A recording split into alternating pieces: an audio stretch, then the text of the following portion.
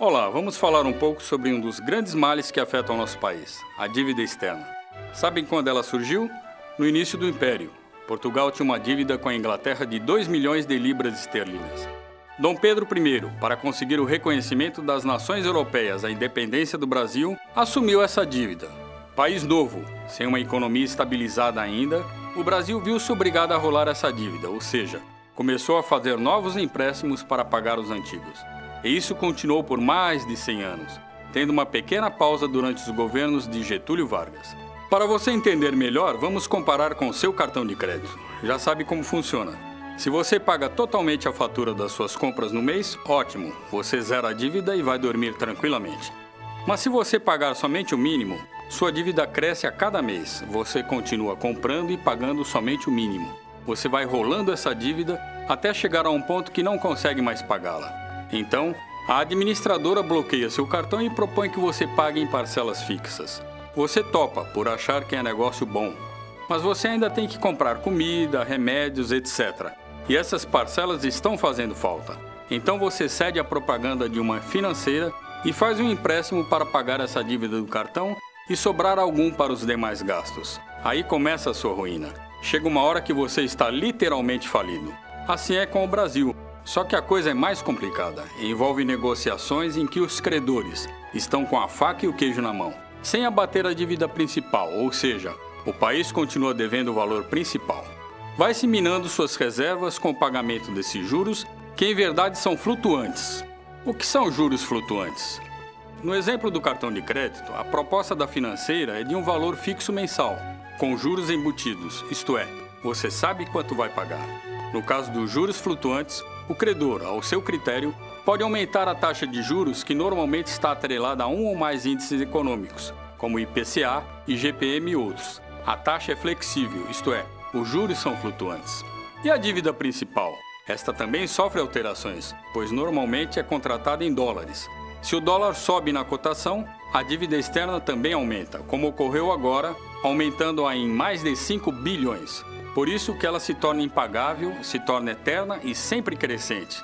Para se ter uma ideia desse desastre, em 2009, do Orçamento Geral da União de 1 trilhão e 70 bilhões de reais, 36% foram destinados ao pagamento de juros e amortizações da dívida pública, algo em torno de quase 400 bilhões de reais. Em 2012, do orçamento de 2 trilhões e 150 bilhões de reais, mais de 1 trilhão de reais foi para o pagamento dessa dívida. E em 2014, da previsão orçamentária de 2 trilhões e 360 bilhões de reais, cerca de 1 trilhão foi destinado a isso.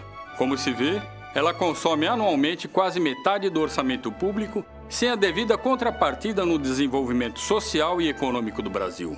Grande parte desses empréstimos externos foram efetuados ao longo do tempo por empresas estatais, estados e municípios, sem a obrigatória aprovação pelo Congresso Nacional, e muitos foram utilizados se sabe lá onde.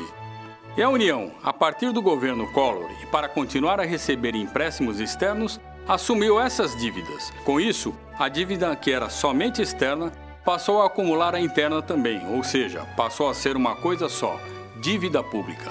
Assim, não é somente a corrupção e a roubalheira que foi instalada no país a causa de nossos males, mas também a insana sistemática de contrair dívidas com banqueiros e países estrangeiros, como se tudo se resolvesse com o grande prêmio da Mega Sena.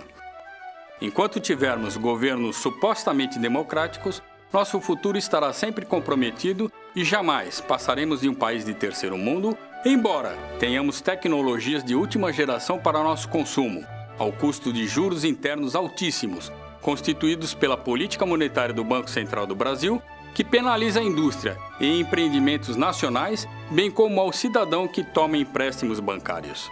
E o povo, em sua maioria, eternamente continuará sem educação, saúde, segurança, moradia e sem emprego digno. Fomos às ruas para saber do povo brasileiro qual o papel do parlamentar em sua vida. A gente acredita e não acontece nada. Pessoas que não estão governando para o país ou para as pessoas, eles estão governando apenas para eles mesmos. Que eles não fazem nada pelo brasileiro, o brasileiro está sofrendo muito. Eu acho que a crise está feia, no contexto geral. A gente tem uma parcela de culpa por votar em pessoas que não deveriam estar lá, Só que eles não estão pensando assim em melhorar o Brasil, eles pensam mais em instalar por causa do dinheiro. Esse pessoal, ele só procura só os interesses dele. São todos. Não é uns e outros, são todos.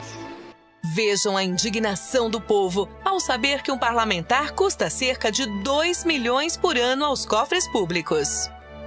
Você não sabia. Tudo isso para não fazer nada, né? Não sabia dessa informação.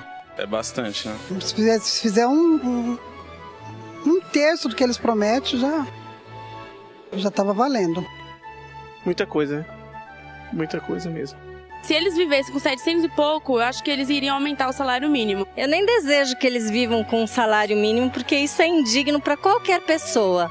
É um absurdo, mas sei que é verdade. O que a gente paga para eles é um serviço que nunca retorna para nós, ou seja, é propaganda enganosa. Com um custo de até 2 milhões de reais por ano, olha só as leis que eles propõem. Tem um deputado que quer que os ventos sejam patrimônio da União, para o Estado receber royalties a partir da geração de energia eólica. Defende que todo ciclista seja obrigado a emplacar suas bicicletas e pagar licenciamento. E mais este, quer que você possa pedir indenização em caso de violação de deveres conjugais, ou seja, se for traído. E olha essa, liberar rojões e outros fogos de artifício para membros de torcidas organizadas. E ainda que policiais expulsos da corporação tenham direito à pensão militar.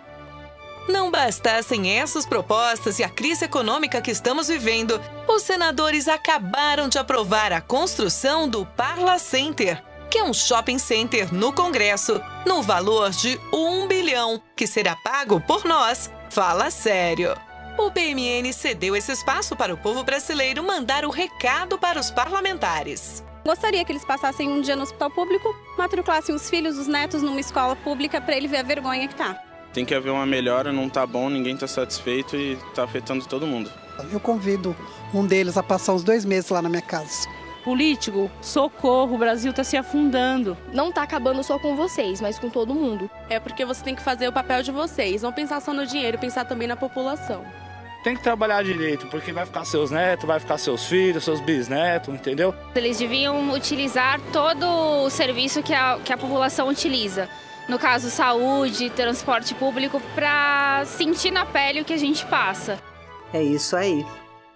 Segundo alguns economistas, em 2018, a dívida pública representará cerca de 70% do PIB brasileiro, que é a soma de riquezas produzidas.